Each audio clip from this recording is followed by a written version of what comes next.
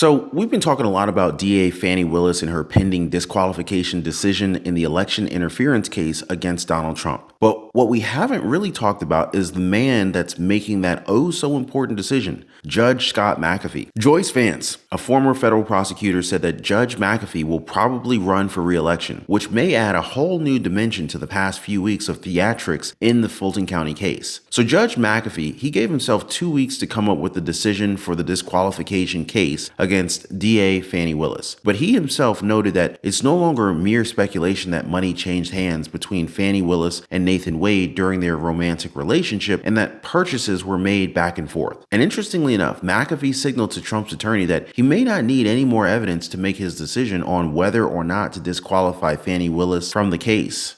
So maybe he's already decided. Honestly, even if Judge McAfee allows Fani Willis to stay on the high-stakes case, everything that happened, the so-called salacious proceedings, which delved into intimate details of Willis's and Nathan Wade's personal lives and finances, they've already given Trump fresh ammunition to try and delegitimize all of the criminal charges against him. And that very well may lead to a Trump victory in November. Mark my words, guys. This video is a video you do not want to miss. So stay right there because we're diving right in. So here's a quick breakdown of what Trump's legal team said in the closing arguments. Check this out. Courtney, happy Friday to both. Judge McAfee says he has a lot to look over and hopes to have a final decision within the next 2 weeks. Now, both sides had an hour and 30 minutes to argue before the judge. Let's start with the defense.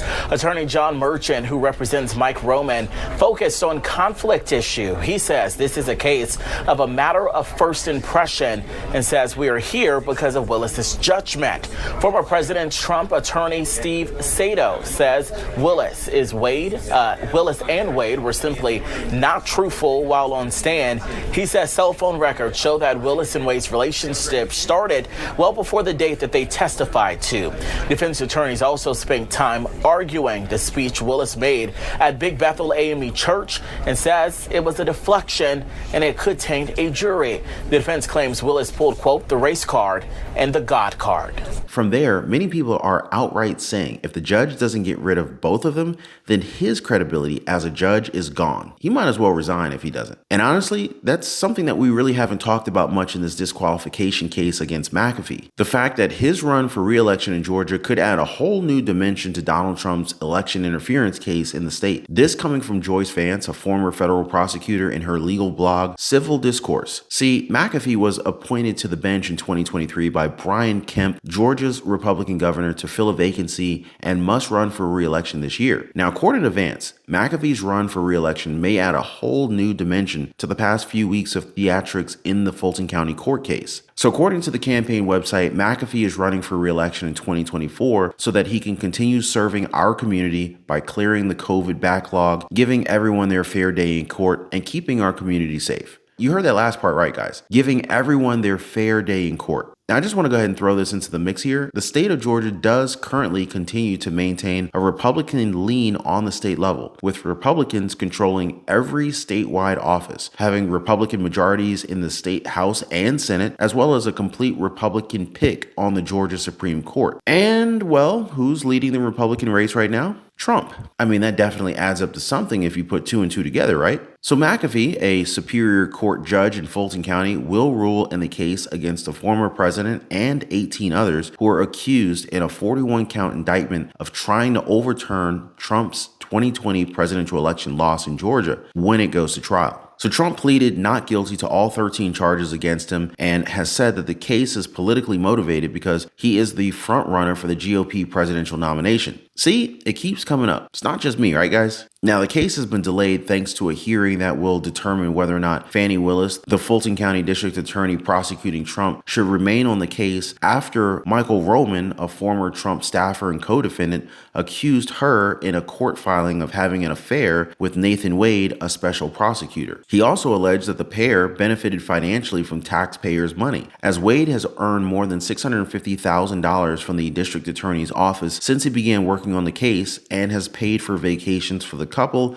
according to the filing. McAfee, who is presiding over the hearing, will ultimately decide whether to remove Willis from the case. He said that he's going to need 2 weeks to issue this decision. Now, some say that 2 weeks could be about deciding if her entire Fulton County office needs to be removed from the case. That may really be the critical question election, as that could possibly mean a delay of the case past the November election, and by then, Trump could theoretically be the president again. Either way, McAfee may have shown his hand already when he criticized what Fani Willis's lawyer said and basically corrected them, saying that it's no longer mere speculation that money changed hands between Fani Willis and Nathan Wade during their romantic relationship. In McAfee's words, it was conceded that the balance could run in the district attorney's favor. Bottom line, purchases were made back and forth. That's the state's position. Now, a friend of mine, he was a judge for 25 years. He said it would take him 2 minutes to decide this case. But what do you guys think? Should they kick the DA, Fani Willis, out of the Trump trial? Drop a quick comment, yes or no, down below in the comments. And while you guys are at it, make sure to hit the subscribe button and tap that notification bell. That way you don't miss out on any of our hard-hitting content like this. So another clue to where Judge McAfee may be leaning in this case, it revealed himself after the end of the closing arguments a few days ago. Now, like I mentioned earlier, McAfee said that he would make a decision on disqualifying her within the next 2 weeks. But what really caught my attention is when Trump's attorney told the judge that they had multiple new witness testimonies that had just come to light that morning. McAfee refused to admit them because the defense hadn't had a chance to examine the evidence. But he also signaled to Trump's attorney that he may not need any more evidence to make his decision on whether or not to disqualify Willis from the case. So according to Judge McAfee, it may already be possible for me to make a decision without those needing to be material to that decision. Now, that definitely sounds like he may have already made a decision, and since he's not taking any more evidence from the Trump side,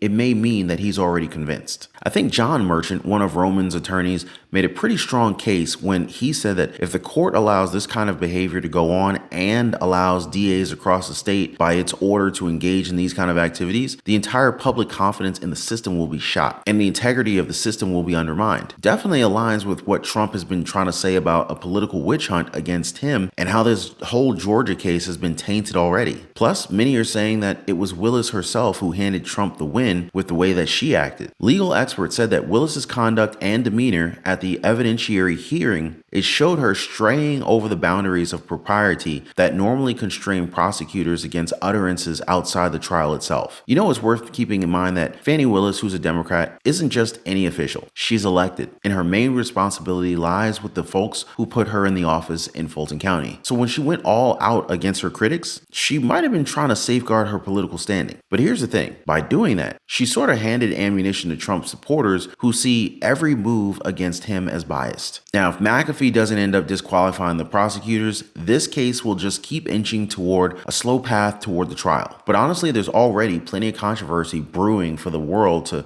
essentially dismiss the case against Trump as a political hatchet job. Sure, if Trump ends up getting convicted by a jury in Fulton County, it's a stain he won't be able to wipe away, even if he somehow finds himself back in the Oval Office. But the way that this prosecution is playing out, it's like they're giving Trump enough material to fuel a whole bunch of appeals. If Willis ends up getting disqualified, and Trump supporters say she does, it would upend the Georgia prosecutions against Trump and his associates. But even if Judge Scott McAfee allows Willis to stay on the high-stakes case, what happened in the court? What people are calling the salacious proceedings, which delved into intimate details of Fani Willis and Nathan Wade's personal lives and finances, they've already given all the fresh ammunition that he needs to delegitimize all of the criminal charges against him. Trump said so himself on the Truth Social platform. It's a game changer, along with multiple clips from the hearing. In fact, the former president has already turned his unprecedented legal peril into political advantage. Last year, as Trump accumulated 91 criminal charges in 4 separate jurisdictions, he soared in the polls and raised millions in donations. All this, according to Trump, is a politically motivated attack on him and his supporters. Fani Willis's removal over a conflict of interest ruling could really be the game changer that affirms Trump's beliefs. You could even say that Willis is handing Trump her own in-kind campaign contribution. You know what I mean? Now, if the Georgia judge were to disqualify Willis and her office from the case, we're still not sure how they're going to proceed. A state council headed by a Republican would be tasked with finding another prosecutor to take up the case. That would be a very troublesome and politically complicated process, with no guarantees that the prosecution would even be able to move forward. Few prosecutors' offices in Georgia have the capacity to try a complex racketeering case with 15 dependents including a former president and White House chief of staff. It would also be hard to hire private counsel. I mean, Georgia would only be able to pay private lawyers $70 an hour. And if Willis does end up getting removed, it would be a major boon to Trump, as he's been talking about his time coming up. And speaking of, most of the polls currently have Trump neck and neck against President Joe Biden, with Trump leading in some key battleground states. One of Trump's biggest vulnerabilities, the surveys show, is his legal trouble. A Bloomberg News Morning Consult poll found that 53% of voters in swing states would not vote for Trump if convicted of a crime. But now, Willis's major legal swing at Trump risks becoming his political gain. Judge McAfee definitely has a lot on his mind with this one. But I definitely feel like this is going to be a Trump win one way or the other. What do you guys think? Drop your thoughts in the comment section down below. Hope you guys enjoyed the video. Don't forget to drop a like, subscribe to the channel, and I'll see you on the next one.